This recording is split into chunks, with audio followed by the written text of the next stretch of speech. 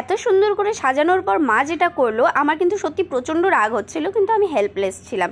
কেন জানতে চাও? তাহলে চলো শুরু করি। Hey everyone, Pailin this side, welcome back to my new blog. আজকে আমরা বানাতে চলেছি মাটন বিরিয়ানি, যার কিছু কিছু উপকরণ কিন্তু আমি আগেই দেখিয়ে দিয়েছি। আর এখানে করা হচ্ছিল বাসমতি চালের ভাত। এরপর আমরা চলে গেছিলাম মাটন প্রিপারেশনে। মাটনটা টক দই, কাঁচা লঙ্কা, পেঁয়াজ ও মশলা দিয়ে ভালো করে ম্যারিনেট করে রেখেছিলাম।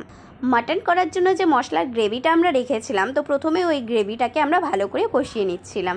যদিও আমি বা মা মটনটাকেই আগে কষিয়ে নেই, তারপরে গ্রেভিটা ইউজ করি। তবে এক্ষেত্রে বুনু বললো আগে গ্রেভিটাই কষিয়ে নেবে, তারপর মাটনটা ইউজ করবে।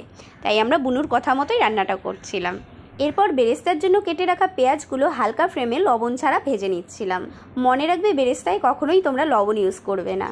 আর এদিকে দেখো, মাটনটার তেল কিন্তু অনেকটাই ছেড়ে দিয়েছে। আর আমি কিন্তু রান্নায় অতটাও এক্সপার্ট নই, তাই ভালো করে নাড়তেও পারছিলাম না।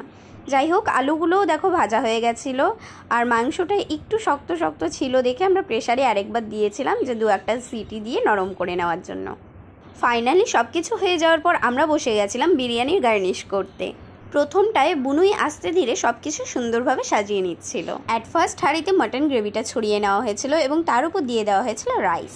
এরপর আস্তে আস্তে বেরেস্তা, আলু ছড়িয়ে ধনে পাতা অ্যাড করে তার উপর কিছুটা বিরিয়ানি এসেন্স ও বিরিয়ানি মশলা অ্যাড করা হয়েছিল।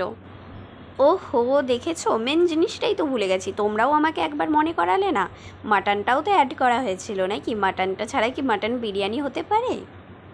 আমার দিদিকে দেখেছিলাম, সে একটা ভিডিওতে বলেছিল যে তার ভিডিও কে কোথার থেকে দেখছে যেন একটু কমেন্ট করে।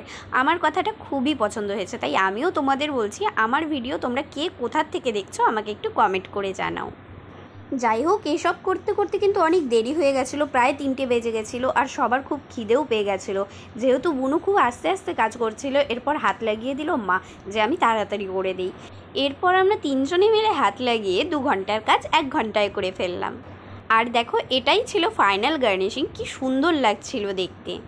আর প্রথমেই যেটা বলেছিলাম যে মায়ের ওপর আমি প্রচণ্ড রেগে গেছিলাম, কারণ সেটা এই কারণেই যে এত সুন্দর গার্নিশিং করার পর একটা ছবিই নিতে পারলাম না, তার আগেই আরও রাইস দিয়ে দিয়েছিল।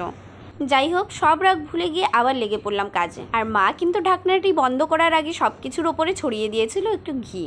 কিছুটা আটার দলা রেডি করে সেটা দিয়েই কিন্তু হাঁড়ির মুখটা পুরো বন্ধ করে দেওয়া হয়েছিল এবং খুব হালকা ফ্লেমে 20 মিনিটের জন্য দমে বসিয়ে দেওয়া হয়েছিল। আর এর মাঝেই কেটে নিয়েছিলাম অনেক অনেক স্যালাড, যেখানে ছিল পেঁয়াজ, শসা, গাজর ও লেবু। দেখো, এদিকে স্যালাড রেডি করতে করতে আর কথা বলতে বলতেই কিন্তু আমাদের দম কমপ্লিট হয়ে এসেছিল।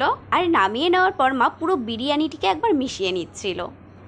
কী যে সুন্দর লাগছিল দেখতে, আর এত সুন্দর সেন্ট বেরিয়েছিল, পুরো পাড়া জাস্ট ম ম করছিল। অ্যাট লাস্ট 3:30 নাগাদ সব কিছু কমপ্লিট হয়ে গেছিলো আর বাবাও খেতে বসে পড়েছিল। যদিও আমার বাবা কিন্তু বিরিয়ানি খেতে খুব একটা পছন্দ করে না, কিন্তু সেদিনকার বিরিয়ানিটা নাকি বাবার খুব ভালো লেগেছিল। তো আজকের ভিডিওটি এখানেই শেষ করছি, দেখা হচ্ছে নেক্সট কোনো ভিডিওতে। টাটা।